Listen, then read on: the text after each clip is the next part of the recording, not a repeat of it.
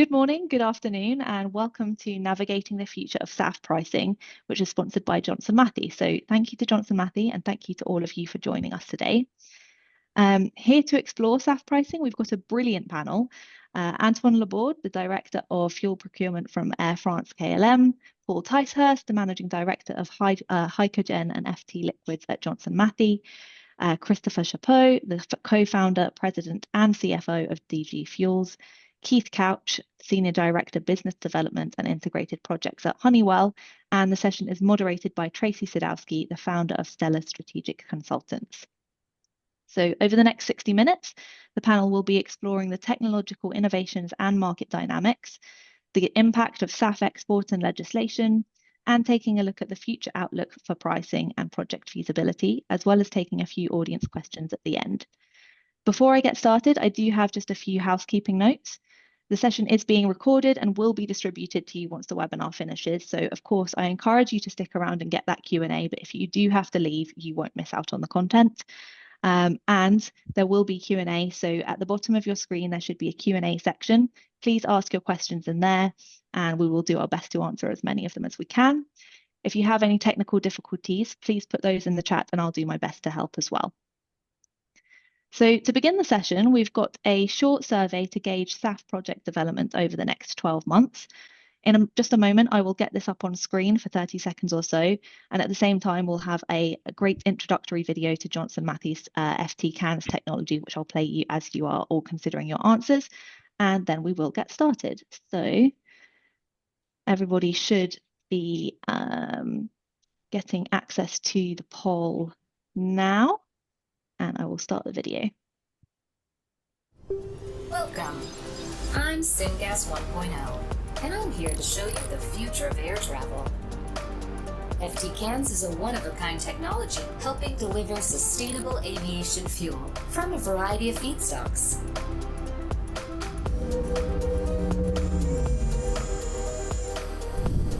Syngas 1.0, deactivating in 3, 2, 1.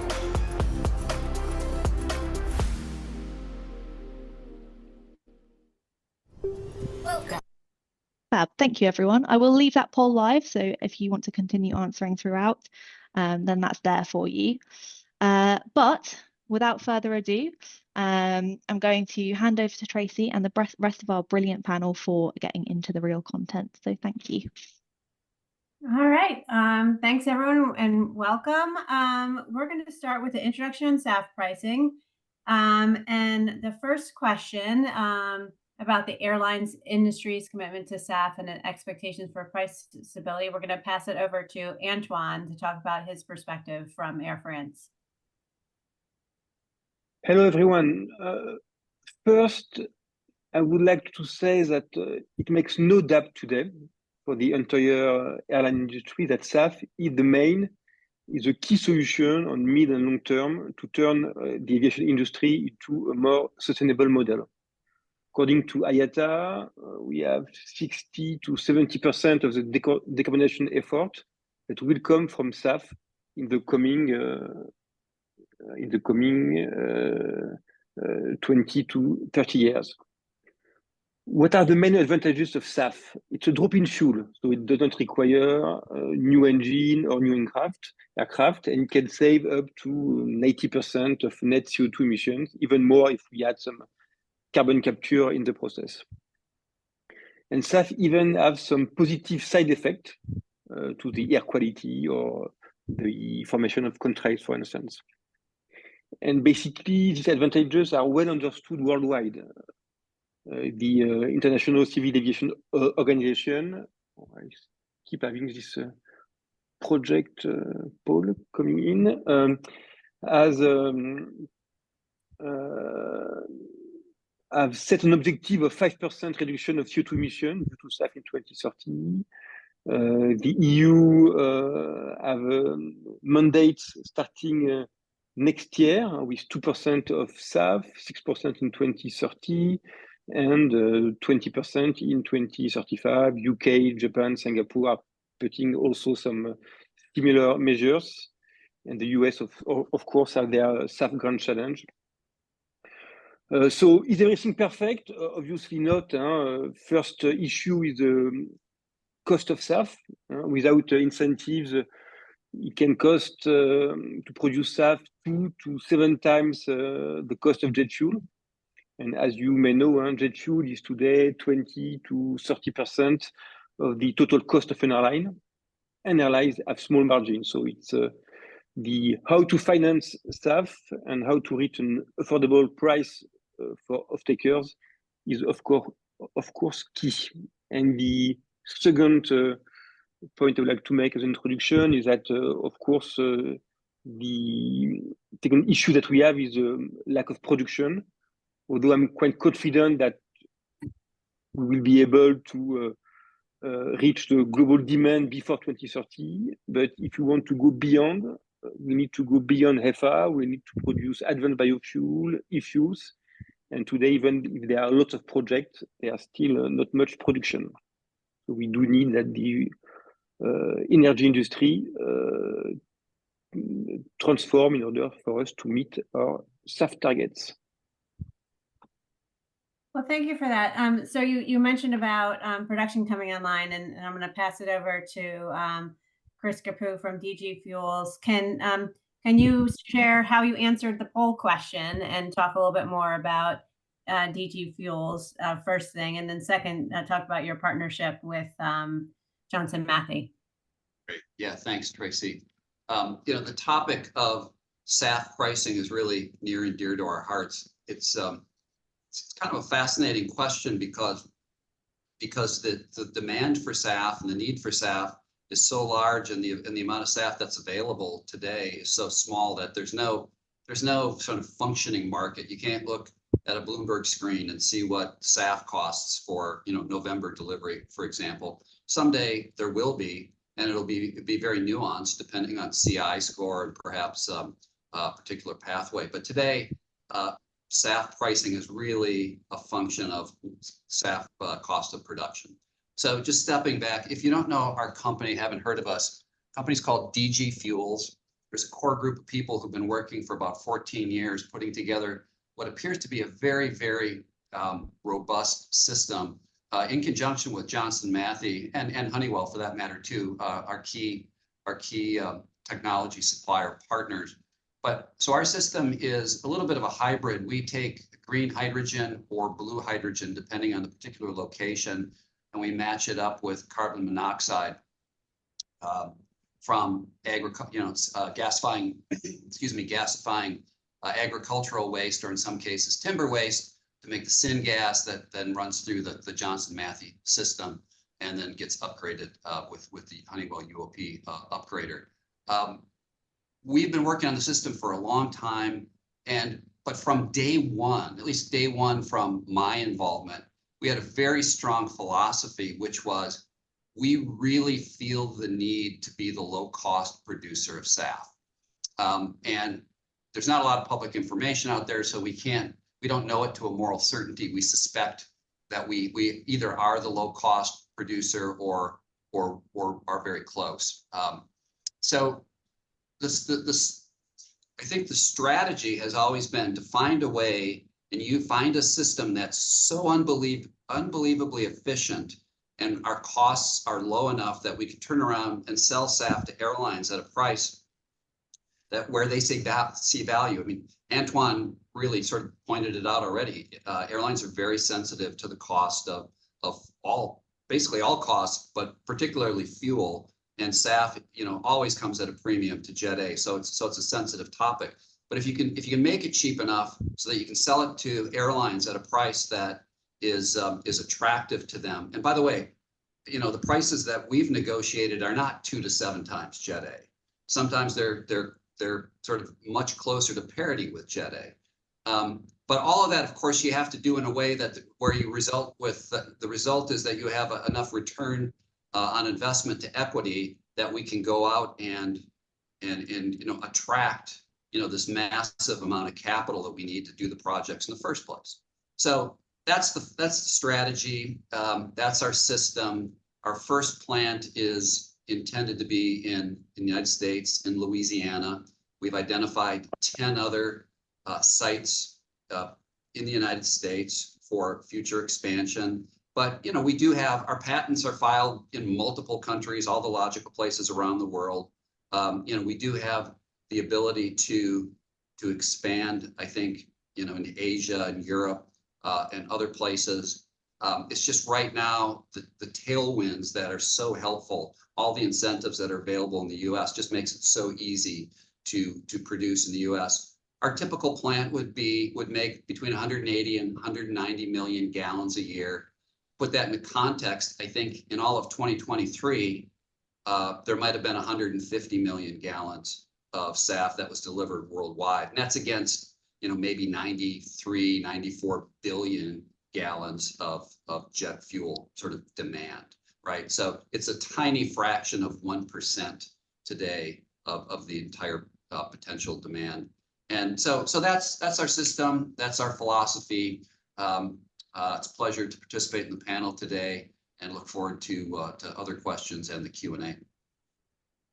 So Paul, Chris mentioned, you're the first step in the partnership with DG Fuels. Can you talk a little bit more about FT cans and how it works?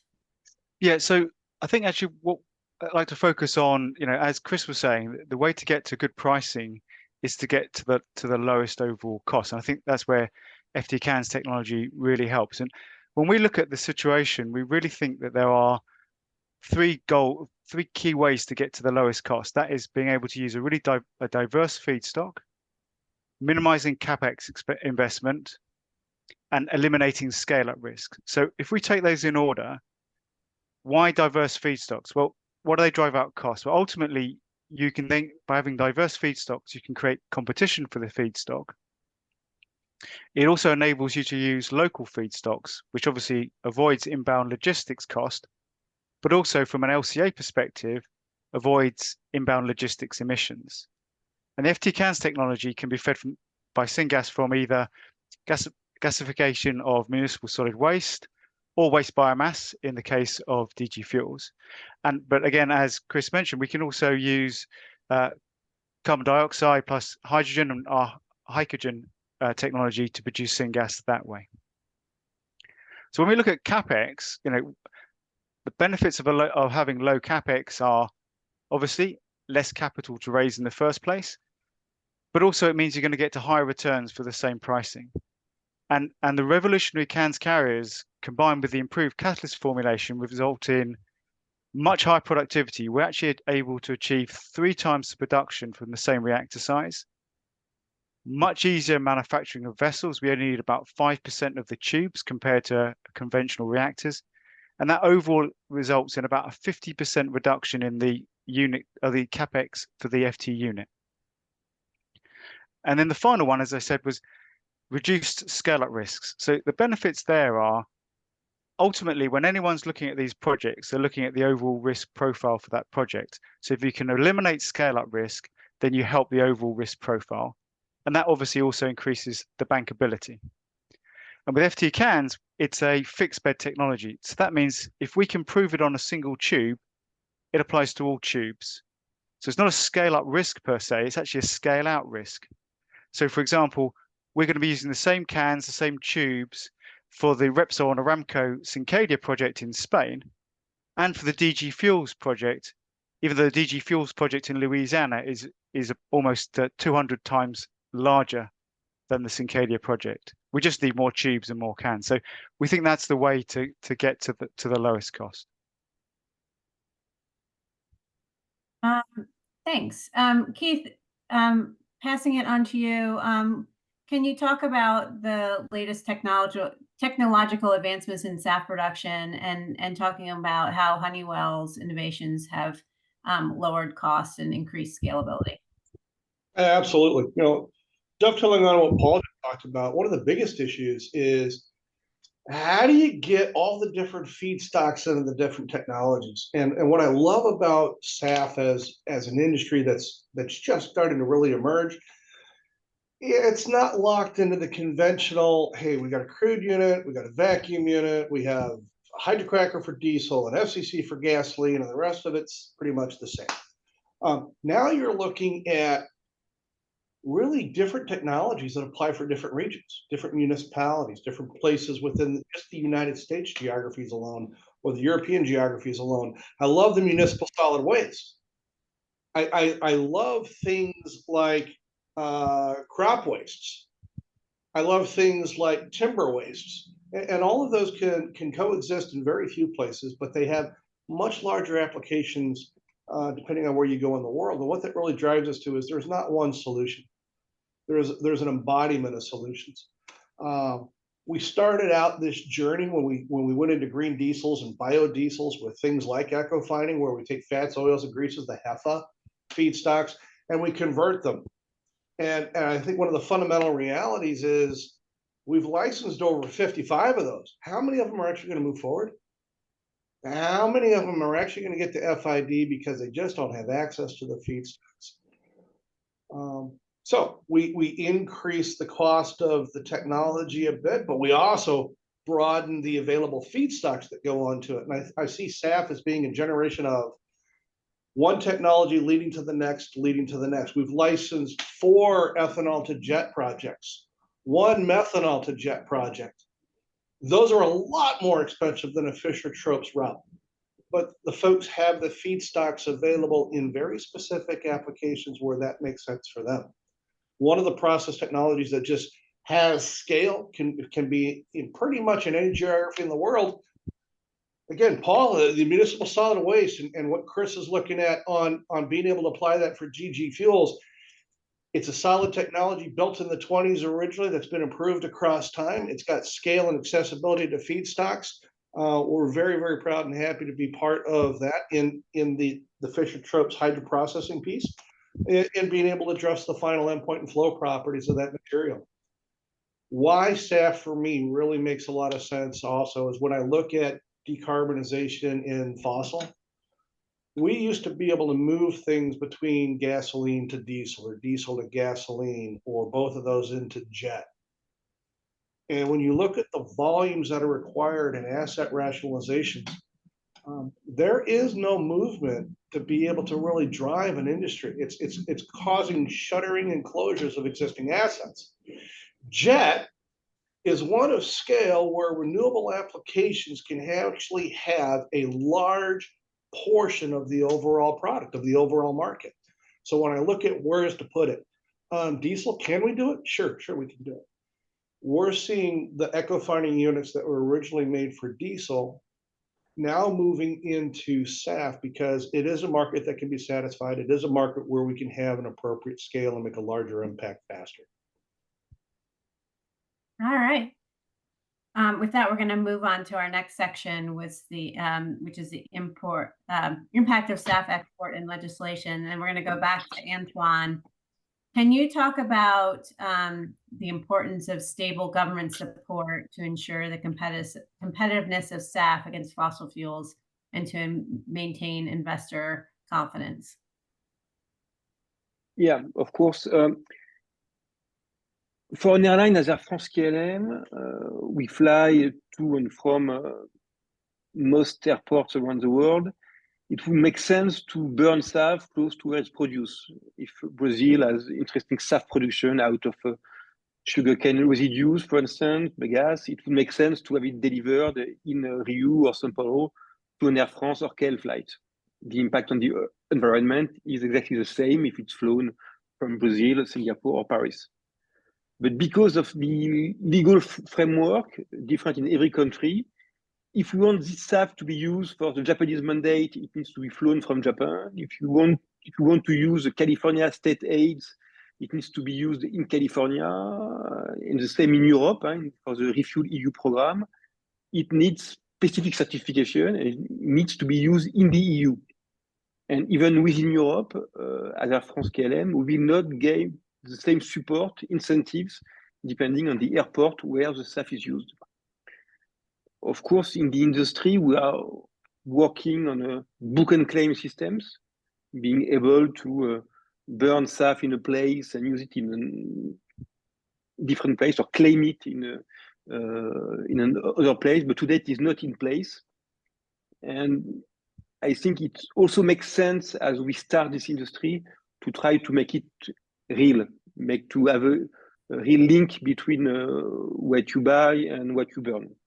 I think it's if we want to avoid to be accused of greenwashing and so on, I think it's important to make some kind of a physical link. But what, as off takers, as Chris said, we will always look at the cheapest product or one of the cheapest product. We will always look at how to optimize in terms of financial aids, in terms of final price. And what we need from states, it's long-term visibility of what type of mandate, support, incentive, in order for us to know where to buy, from which producer, from which feedstock, is it authorized or not. And indeed, at the end, we need to have a global framework that ensure at maximum fairness and competitiveness between airlines. All right, thanks. I love that comment that you started with, that, have the SAF, near, I guess, burn it near where it's produced. So I think we're going to go back to Chris as our operator here. Can you discuss, like how should we think about, and you had mentioned that, one of your facilities is somewhere in that like 190 million gallons a year range. Like, how do you see this growing over time? So much to unpack there. So our facility is located right on the Mississippi River, far enough south that product tankers can basically come up the river and fill up, and then take the product either through the Panama Canal to California or frankly some other location. And the SAF industry would not exist even in its small form today if it weren't for government support. In the US, we have the IRA, we have all those types of incentives, we have RINs, California, we have LCFS, and it all comes down to logistics. And, we're talking about reaching FID, maybe second quarter of next year, and then having a construction period of 4 years. So we're talking about delivering fuel and sort of ironing out the logistical implications of the different places we could deliver fuel at some point in 2029, for example, and thereafter. And politics and government and policy is not static. So against our logistical challenges, we have different states that are trying to emulate California and do what they can to support SAF. And we expect that to continue. So we think by the time we get to the point where we're actually delivering SAF, California may not be the only alternative. And today, in fact, they're not the only alternative. There's some interesting things that could be done for delivery in Illinois, also a handful of other states. And there's other proposals that at the sort of state level are percolating that maybe get passed and maybe they don't get passed. And on top of all that, we have an election this year. So there's we have to stay nimble. I think our agreements with the airlines for offtakes are fairly flexible. They all specify, with one exception, delivery to California, unless the airline and we decide that some other location makes more sense. And so we do have a certain amount of flexibility built into it, but it really comes down to logistics. And it's interesting to me because we do have a little bit more SAF to sell, and we've been out in the market talking to potential buyers on long-term offtake agreements, and our agreements typically have a fixed price or Jet A plus a premium, but with some type of hard floor, so that there's a minimum amount of revenue that we know is going to come into the business that will satisfy our lender, will satisfy our equity investors. And so as we've been out talking to new potential buyers, more and more there's interest in maybe picking it up in Louisiana and either taking it directly to Europe or getting it through the Panama Canal to Asia. So we are seeing a little bit more interest in potential export outside of the US. And some of those incentives may not apply as much if we're talking about an export situation. But the reality is, if you bought SAF in the major airports in Europe or in Tokyo, it's much, much more expensive than where DG Fuels sells SAF for delivery in the US. So there probably is some favorable arbitrage for either an airline or, you know, an energy company, a trader, for example, to buy some, you know, pay whatever the breakage is to get it out of the US and still, you know, make a handsome profit selling it in some of these other non-US markets. Yeah. So, Keith, if you can talk a little bit about like what are you seeing in terms of being able to reduce some of those logistics and environmental challenges? What are some strategies that, you know, you're working with your clients on?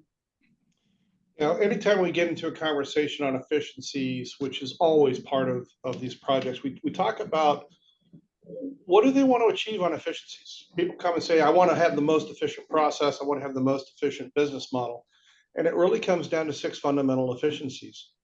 Carbon, we have to put the right molecules in the right process unit. We want to do the least amount of work on them to get them where you want them to be. Hydrogen, we want to put it on to do good things, take it off to do good things, and do that as few times as possible. Utilities, when we get those first 2 right, utilities come down. When the utilities come down, emissions come down. Emissions come down, we're typically using less water as a really scarce resource in a lot of the places that we're doing business. We're reaching a very critical place with water availability in many geographies around the world, especially where fuels demands are high. And all of those are in tension with capital, right? We have to get to bankable projects.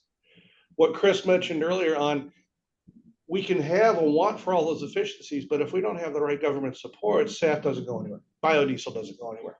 Right? We're starting to see incentives playing major roles in these decisions, but also which technology in which region is right for which person, which firm. We have different carbon intensities around the world for different technology applications to SAF. I'm mind blown sometimes when I look at the different carbon intensities associated with SAF. General population thinks, oh, it's biofeeds in a SAF, it's all the same. It's not the same.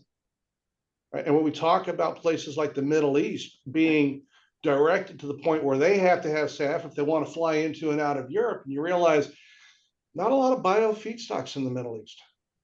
What makes sense there? How can they do offsets in one region where they have the access to feedstock? Is that in Europe? Can they work with Antoine in Europe?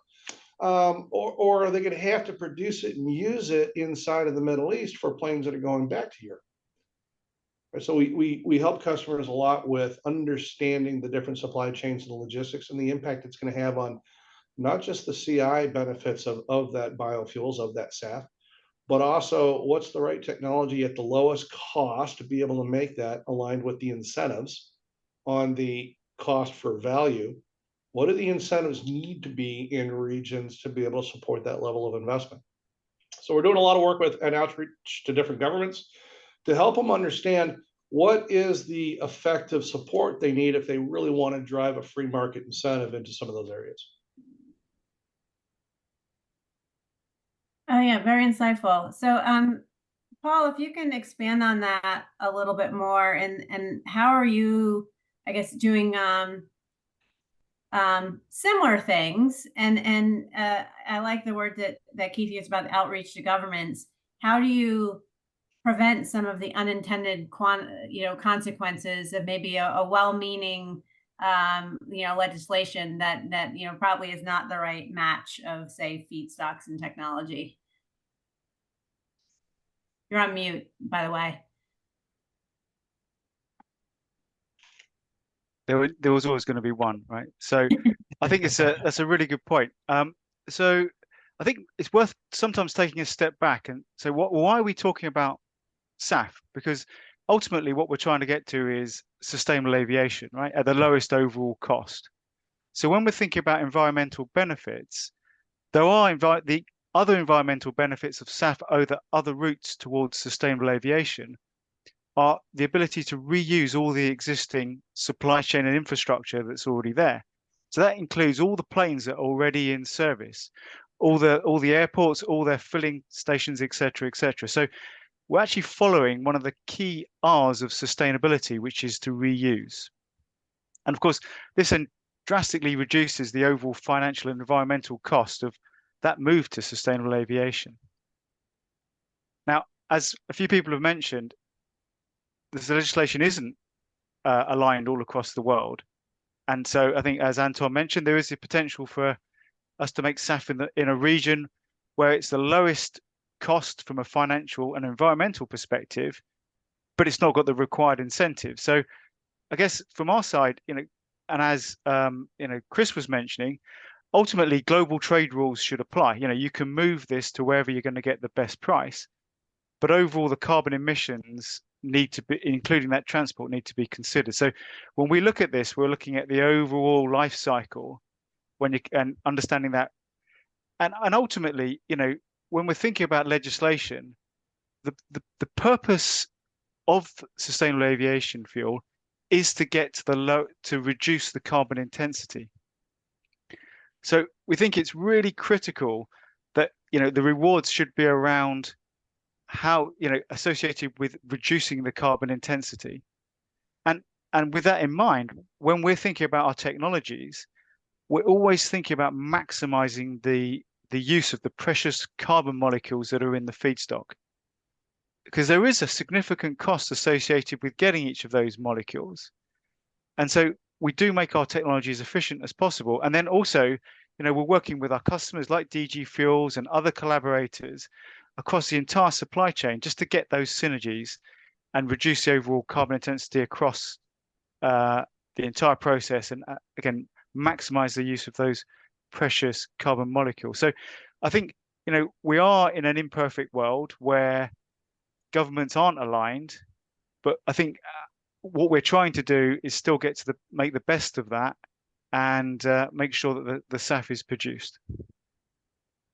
Yeah, no, I like what you said there. I mean, I have personally 25 years of refining, and we're going to pass off to Keith next. I think UOP's been around for well over 100 years. I think it started in the early 1900s. If you can come off mute. The question is, what's Honeywell's vision for the future of SAF and the role of partnerships in the global energy transition?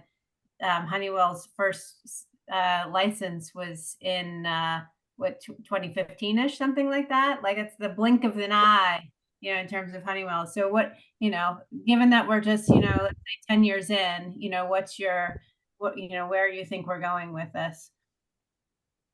Sure. Fundamentally, I think, again, you're going to have a stack up of the HEFI units are going to come first. I think the Fisher-Tropsch route, especially with things like municipal solid waste, are going to be the next tranche. I already have a lot of licenses that I know are never going to make FID on the renewable diesel and the biodiesel, just because we've run out of the feedstocks appropriate for those technologies. This one now gives us that next higher level of capital, but it also dramatically expands the amount of feedstock. Right. So to me, this is going to be the next major tranche that the world's going to have to make. And when I look at even with the expansion and growth in jet, this is going to be able to take a huge chunk of the overall jet market. Right now, we're capped at 50% on the flow properties and what airlines and what the mechanical capabilities of the engines are, without having to do a lot of revamps and modifications. Are we going to push that higher? I think the answer is yes. But let's get to that 50% loading before that's really going to become incentivized. We weren't even at 1%, I think, last year. Yeah, exactly. You mentioned other technology. Ethanol to jet becomes more expensive. And there we're going to be taking things like corn and making ethanol, and do we send it into gasoline as gasoline goes into decline? Where's that ethanol going to go? It becomes an opportunity feedstock. Right. And Paul mentioned that the feedstock access is going to drive. Now I'm developing competition amongst those feedstocks to keep the price down. The next one's going to be methanol to jet. I mentioned we licensed a methanol to jet project, but that was to an existing MTO unit where the methanol was already being made. So this is really just effectively the cat poly piece and getting the right flow properties to bring it into SAF. If I do that project from scratch and I go all the way back, I need the solar, I need the wind, I need the flow battery, I need the electrolyzers to make the hydrogen. That goes into the methanol production. The methanol then goes over into an MTO unit. I then oligomerize that and I get it to SAF. And by the time I've been done doing that, I've spent $22 billion making 20,000 barrels a day of SAF. And the thing that costs the most in that is the electrolyzers. Right. So until we get the cost of electrolyzers down, is that going to be a path for some? Yeah, probably it might be, but it's not going to be a market. It's going to be the ones and the twos until those costs can come down. The Fischer-Tropsch route, great application of technology that was invented in the 1925, 1926 timeframe. That's time has come to really exploit in applications where we can deal with pollution and waste in the environment. We can help, even at the municipal level, handle the trash and the garbage in our society and convert it into something that society needs and wants, which is the sustainable aviation fuel. So I definitely see a roadmap. We're going to have to reduce costs. I mean, our objectives now are take the steel out, take the utilities out, get as much CapEx and OpEx out, get the water intensity out. I talked about emissions and utility. I got to bring those parasitic loads down. Right? We've got 30, 40 decades of being able to take cost out, take utilities out, and be more efficient. What we're doing in catalysis, what we're doing at improving even old technologies that were developed in the 20s. There's still a lot of things where we can take modern techniques and know-how, learnings across the last decades, and apply them to reduce our costs. And I see a very long road to being able to do that, where we're going to be able to improve it time over time. Yeah. I don't know if anyone here on the call knows how many like places produce jet fuel today, but my guess would be there'd be like over 1,000, places in the world. There's certainly at least probably 100 in the U.S. So, going to, Chris on his thoughts, like, what's DG Fuel's strategy about, about getting to the point where this is, the Fischer-Tropsch route is the proven scalable technology? I think I want to tailor some of this, dovetailing off of points that Paul made, points that Keith made too. I had mentioned earlier on that our strategy was to be as hyper efficient as we possibly could, but I didn't really quantify that. Our calculations are that 97% of the carbon in the feedstock that we use and that we gasify end up in the finished SAF product. And historically, these are sort of unfathomable numbers among people who sort of know. And I'll just give you a sense, because it goes to who are our partners, who are our technology partners. A lot of this is really, really dependent on the technology provided by Johnson Matthey. And it's not just Fischer-Tropsch, it's their Hycogen technology as well. So for example, every single bit of biogenic sort of process waste, whether it's in the form of just biogenic CO2 or in biogenic naphtha or waxes, we recapture and we run it through some Johnson Matthey technology, in short, to break it down into incremental carbon monoxide, which does not require any more feedstock. And we match that up with green or blue hydrogen, and then we run it through the FT again to make incremental SAF. And our revenue per gallon of SAF is so large that this really helps the economics of our project. And it's been pointed out to me that other SAF plants, SAF designs that tried to get the balanced syngas from just gasifying, some type of biomass, that compared to that type of technology, we're probably 3 to 4 times as much SAF output with the same amount of biomass. So if you think about a world where biomass may become the new gold, really, because there's value in that waste, whether it's agricultural waste or timber waste, municipal solid waste, not our preference, but also that fits in that category. The question is, what's the technology that wrings every little bit of biogenic carbon out of that and puts it into a valuable product? And that's the way we do it. We're thrilled with the technology providers. Keep mentioning Johnson Matthey, Honeywell, UOP. There are others. it's absolutely critical to have very efficient but proven technologies from bankable credits, essentially, right? Because, you know, in addition to the science and the sort of the systems analysis, we do have to bring in debt, we do have to bring in equity. And so seeing that, you know, performance guarantees, for example, are backed by big, strong, proven companies, that just makes life, you know, a lot easier. And not everyone who's tried to do, you know, a SAF plant has sort of followed that strategy, but for us, that works great. The last thing I will say on, because it's all sort of the main theme here is cost, right? And different SAF business models have different relative abilities to control their key costs. So if the SAF producer can't control the SAF producer's cost, it's very hard to, you know, basically provide, you know, and pass along those savings to the airline customers at a reasonable cost, which is why you see some SAF being sold at, you know, really, really high prices. And so if you look at our business model, for example, our biggest expenses are the biomass feedstock, but we can, in most cases, do 25-year, essentially fixed price contracts for our entire requirement. Now, those contracts will probably have, you know, some type of annual, you know, inflation escalator, you know, within certain bands, but that's manageable. Depending on whether we're doing blue or green hydrogen. If we're going green, then we have a very, very large power bill, but you can do a long-term 25-year power PPA in many cases. And then it really depends on where are you geographically located. If you're going to do a power intensive green hydrogen approach, then you really need to be in a part of the world where you can access that power at very reasonable costs.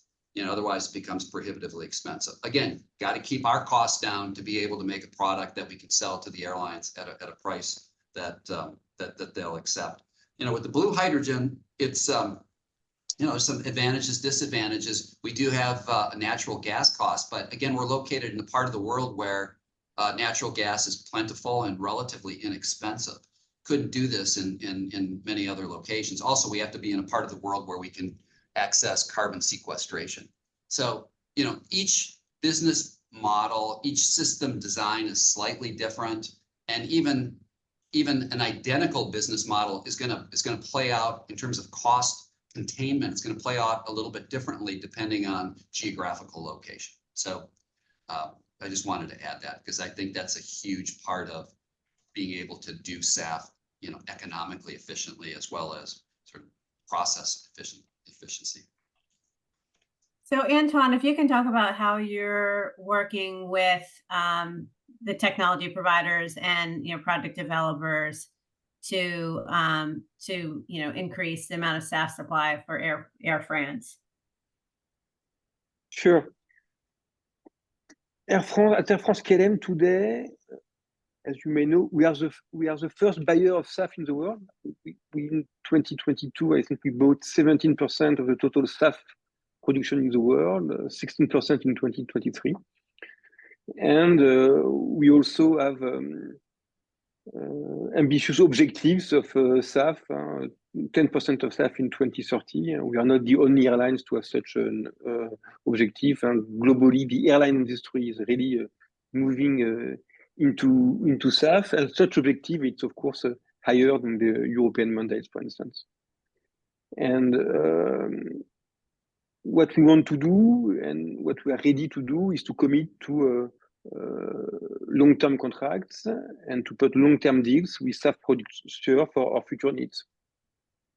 What is quite difficult for an airline, for an off-taker, is to determine which technology, which project will go live on time, and will go live at the best price.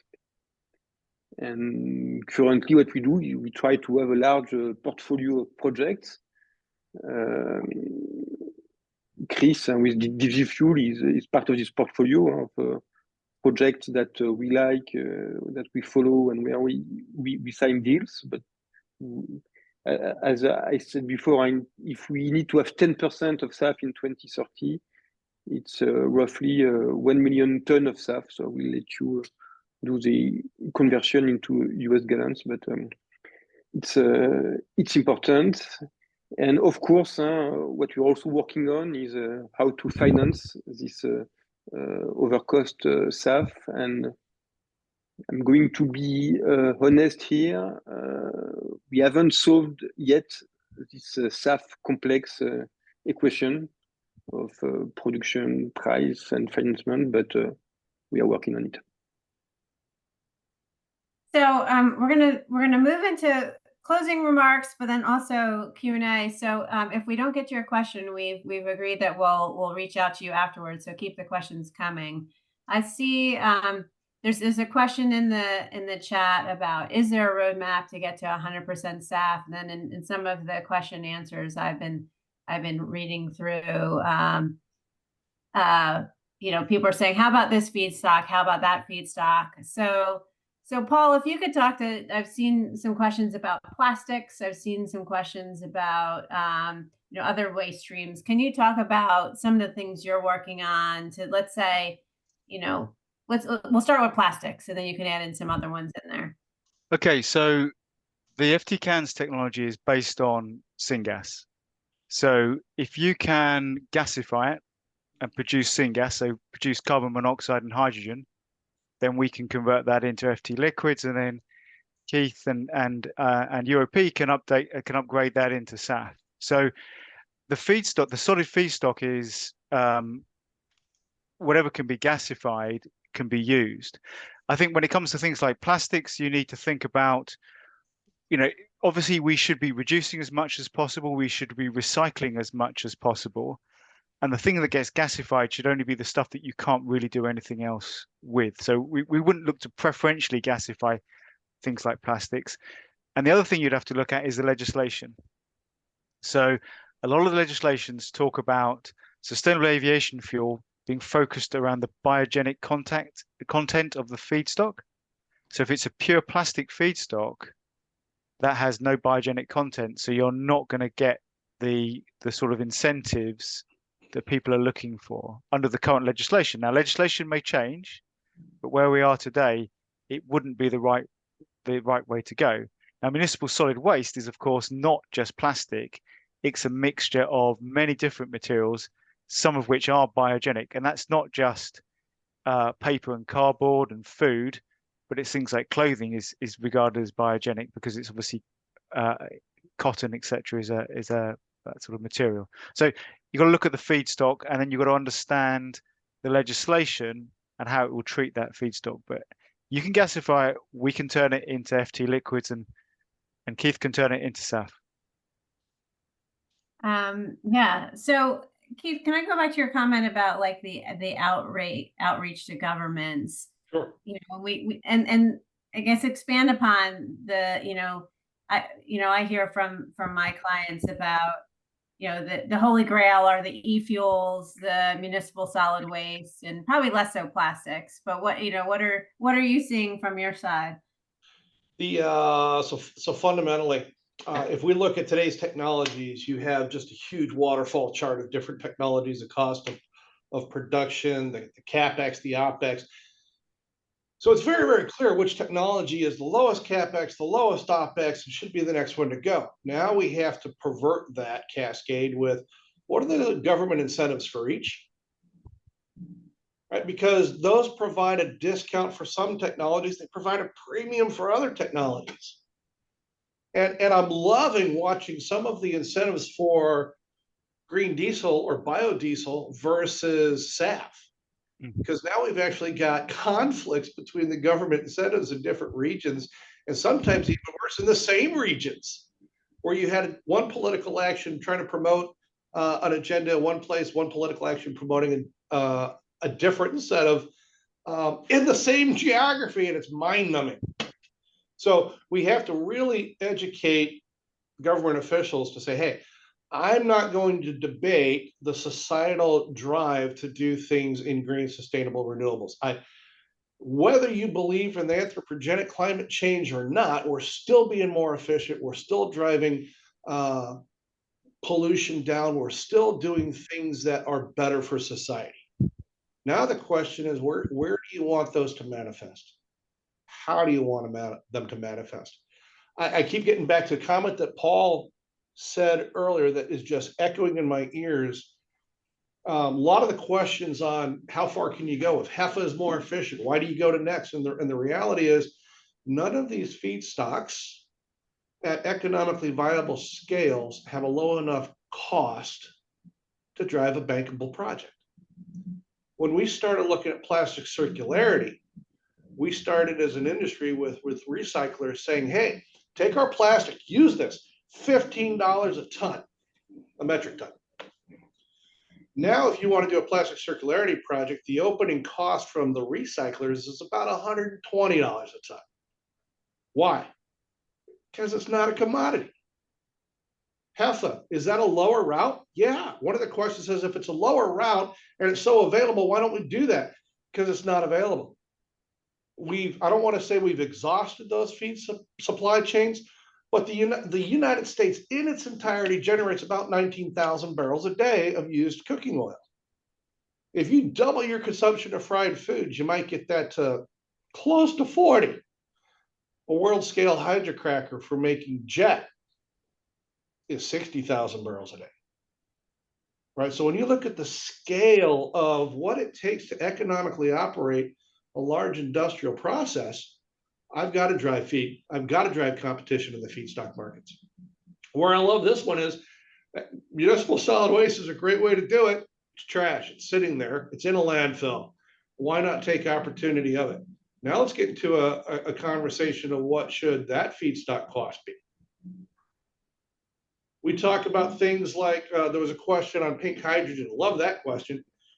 I used an example earlier of solar, wind, flow batteries, electrolyzer, methanol plant. Those electrolyzers, to produce 20,000 barrels a day, I need over 3.2 gigawatts of power to make just that 20,000 barrels a day of SAF. If I'm going to do it with a hydrogen addition route, that means I need 3.5 to 4 world scale nuclear reactors just to feed that one pink hydrogen plant. So the reality is it's very, very, very expensive to do that. How long does it take to develop that infrastructure for that quantity of nuclear power? It takes a long time. This is not something that's going to get implemented. This is going to be a lifelong journey for the world to really implement. It's going to happen step by step. Yeah, so I like what you said about how like the massive scale of some of these projects kind of can really distort the feedstock pricing. So back to the producer, Chris, and I see a question here in the chat. Can you give a reference of actual negotiating prices of SAF? Some say 7x, another say 1x jet. What's the actual real level? I would say yes to both of those numbers, but like, how are you as a producer dealing with that uncertainty and building on what Keith said about like the scale moving the markets? So as you can imagine, the negotiated price we have with airlines, it's all, I mean, who our customers are is for the most part public, right? So Air France KLM, big customer. Delta Airlines, big customer. We have a big oil and gas company who we haven't identified, also a big customer. Airbus has an option on fuel. So they're all big name buyers. We don't disclose the actual price, but let me give you a couple of data points. One is we're working with the Department of Energy loan program, and one of their requirements to provide a loan is they really want to see a lot of fixed revenue. So they're really there's a lot of pressure, even to the extent we have to lower price. There's a lot of pressure to have long-term fixed price contracts, and they may be softening on that a little bit. But for them, I would say right now, probably 2/3 of our we probably have 130 million gallons per year on long-term offtakes with the buyers I just talked about. And I would say 2/3 of that is a fixed price. 1/3 of it is sort of a premium to Jet A. I think going forward, the formula is more likely going to be, and by the way, the prices are going up now, but it's more likely to be a premium over Jet A, but subject to a floor price that works for our investors and sort of satisfies their covenant, coverage ratios and things like that. So a lot of it's driven by funding requirements, because if you can't get the debt and equity, you're not going to build a project. So it's that fundamental. In terms of where our price is, I was at a conference about a year ago, and a really famous airline CEO, serial entrepreneur, got up and talked about how much he hated SAF for two reasons. One is it takes food out of people's mouths, and the second one is it's so ridiculously expensive compared to Jet A. And I sat in the front row and seethed, because this person, no matter how brilliant, was uninformed. We use waste, right? We use the corn stalk, we use the corn cob. We don't use corn. And okay, so that doesn't apply to us. The second thing is, at that point in time, I knew where Jet A was trading, and I believe all of the fixed price Jet A that we had sold on long-term contracts was below that price. Final thing I'll say is, airlines, yeah, they're very sensitive to price, but they're subject to, and airline equity investors are always a little bit uncomfortable with the fact that airlines are so exposed to market pricing of Jet A, which could go up and down with changes in the price of crude and other things too. But because we have such a long-term fixed cost base, the fact that we're offering long-term fixed price actually helps the airlines in some ways. There's kind of a built-in hedge. So there's going to be times when they're going to be paying a little bit above market. There's going to be times when they're paying below market. But just taking that volatility out of their earnings has value. At least if you chatted with Wall Street equity analysts, for example, they'd love to see airlines have a little more fixed price exposure to their fuel costs. All right. Antoine, for the last question, because we have about a minute or so left. Can you just comment a little bit on the pricing, and then I'll pass it back, over to Roz for like the final wrap up. I think on the pricing part, I think I've already, yes, of course, and we are always willing to have a low price, but also to have a clarity on the price that we pay. And today it was said before, but there is no index, there is no global value of the SAF cost, and it's not easy for airlines to price or to forecast the price of SAF. And it's when you do budget, it's never easy to.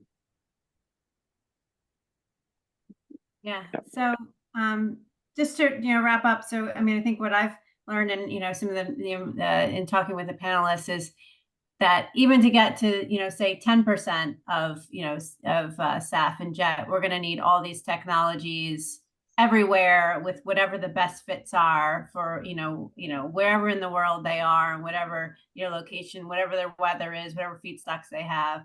And I appreciate the panelists here sharing their expertise and how they're doing that across the world and driving change. So with that, Roz, if you can close it out. Absolutely. So I just want to echo what Tracy said. Huge thank you to our brilliant panel, and particularly to Johnson Matthey for leading the session and putting together a great topic for us. And thank you to all of the attendees, of course, for joining and giving us, I think, almost 60 fantastic questions, a lot to go on. So I'd just like to say to everyone, if you'd like to learn more about the technology discussed today, make sure to visit www.matthey.com for more information. But that's all from me. Thank you again to everybody who's been involved, and everyone have a wonderful rest of your day. Goodbye.